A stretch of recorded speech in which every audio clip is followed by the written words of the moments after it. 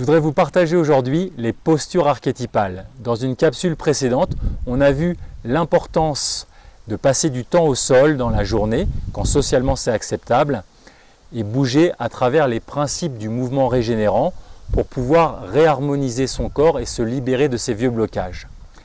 Les postures archétypales, c'est un ensemble de postures clés que vous allez pouvoir, par lesquelles vous allez pouvoir passer lorsque vous passez un temps au sol dans la journée.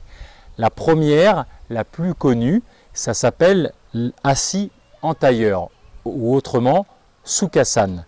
L'idée, quand vous changez de position, d'abord on va voir les changements de position, c'est de faire de l'escalade horizontale. Je vois comment j'ai besoin de positionner mes mains pour faire des leviers d'équilibre, de poids, pour changer tranquillement de position, pour passer en position tailleur, qui est une position importante, une posture archétypale, soit décomplétée comme ceci, soit complète comme ceci. Puis tranquillement, j'ajuste mon corps tranquillement, voir comment je fais pour changer de façon lente, connectée à ma respiration abdominale et de façon fluide, pour me retrouver en petite sirène de l'autre côté, décomplétée comme ceci, et puis complète comme ceci, et puis je reviens tranquillement en assis tailleur, voir comment j'arrive tranquillement à faire de l'escalade horizontale pour décroiser, recroiser de l'autre côté comme ceci, et puis on va aussi passer tranquillement, voir comment on s'agence pour passer sur les genoux dans cette position que connaissent bien les Japonais qui s'appelle Seiza. L'idée, c'est de jouer avec ces différentes positions au sol, qui sont des positions, des étapes clés pour réharmoniser vos champs contractiles et vos chaînes musculaires. C'est important de comprendre aussi que le chemin vers rajeunir, vers se libérer de ces tensions, ce n'est pas d'arriver à faire cette posture, la position finale, comme sur l'image que je vous montre, mais c'est le chemin pour y arriver. Si vous avez, alors il faut s'inspirer l'idée de la position finale, mais si elle vous fait trop mal, relâchez pour trouver la position, par exemple sur les genoux. Si j'ai un petit peu mal au dos, une hernie discale ou un prolapsus discal, je vais peut-être me mettre dans cette position si j'arrive à être confortable pendant 20 secondes, 30 secondes, et je vais essayer de me redresser tranquillement, et dès que je note une tension forte quelque part, je m'arrête et je respire. Tranquillement, nez, bouche, respiration abdominale pendant 30 secondes.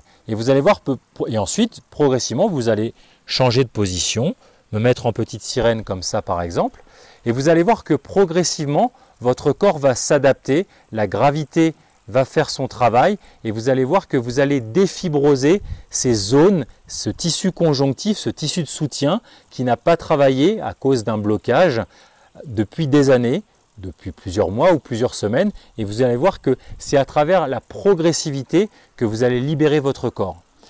Si par exemple vous vous mettez en petite sirène décomplète comme ceci, et que vous avez été blessé au genou, donc on ne peut pas plier tant le genou, eh bien on l'ouvre un petit peu. Si la cheville vous fait mal, vous trouvez une position sur laquelle c'est supportable de tenir la position pendant 30 secondes. S'il y a un petit peu mal au dos, eh bien soit vous trouvez un support, soit vous mettez même une chaise à côté de vous.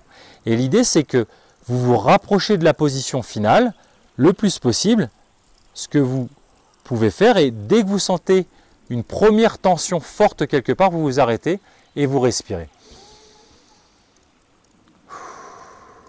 Pendant 30 secondes. Et puis, tranquillement, pareil, on revient à faire de l'escalade horizontale. On va passer maintenant de l'autre côté.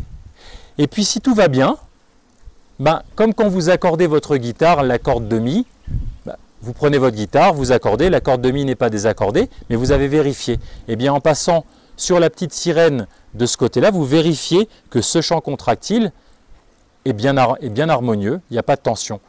Si vous avez une blessure, peut-être ça va vous tirer. À ce moment-là, on revient à ce que je disais. Vous trouvez la position la plus confortable, où vous pouvez tenir 30 secondes, et puis vous allez vous rapprocher de la position finale, et c'est ce chemin qui va être régénérant. Mais quelqu'un qui est en pleine forme, vous allez me dire qu'il n'a pas eu d'accident ou de maladie, peut-être il a fait un déménagement la veille et que son corps est très tendu.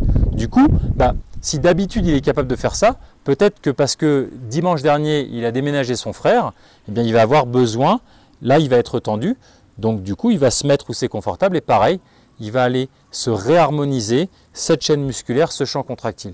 Et puis enfin, tranquillement, je vous invite à passer sur les genoux, de nouveau, comme ceci, et faire ce que vous pouvez. Si ça tire, trouvez une position de nouveau sur laquelle c'est OK pour vous, et puis vous vous rapprochez tranquillement. Donc, on passe tranquillement à travers ces différentes postures qui sont assis tailleur, qui sont petites sirènes, complètes, décomplètes, dans un sens et dans l'autre, tranquillement. Assis tailleur de l'autre sens, et puis enfin, on passe en seiza sur les genoux, comme ceci. Je vous retrouve pour une prochaine capsule où je vais vous expliquer la posture reine archétypale qui s'appelle le squat archétypal et qui est fait par les 3/4 de l'humanité.